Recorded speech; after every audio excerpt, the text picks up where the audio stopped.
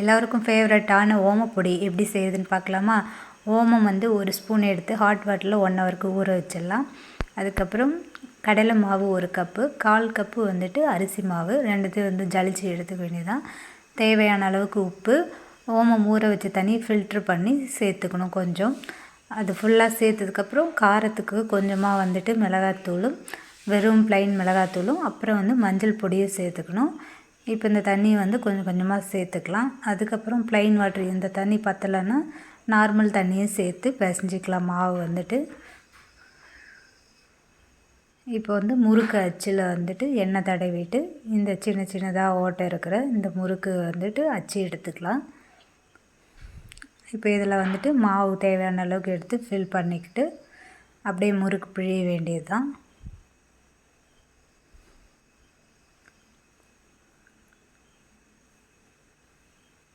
சூப்பராக சுற்றி விட்டாச்சு. இப்போ வந்து எண்ணெயில் போட்டு பொரித்து எடுக்கணும். ஒரு பக்கம் வெந்ததுக்கப்புறம் செகண்ட் மறுபடியும் அடுத்த பக்கம் வந்துட்டு வேக விட்டு எடுக்கணும். இப்போ வந்துட்டு எக்ஸ்பீரியன்ஸ் ஆகிட்டேன். இப்போ டைரெக்டாகவே வந்து எண்ணெயிலே வந்துட்டு முறுக்கு சுற்றி விட வேண்டியதுதான். அவ்வளோதான், நமக்கு சூப்பரான ஒரு ஓமப்பொடி வீட்டிலே எப்படி செய்கிறதுன்ட்டு பார்த்தோம். இந்த சேனல் வீடியோ பிடிச்சிருந்தா லைக் அண்ட் சப்ஸ்கிரைப் பண்ணுங்கள். தேங்க்ஸ் ஃபார் வாட்சிங்.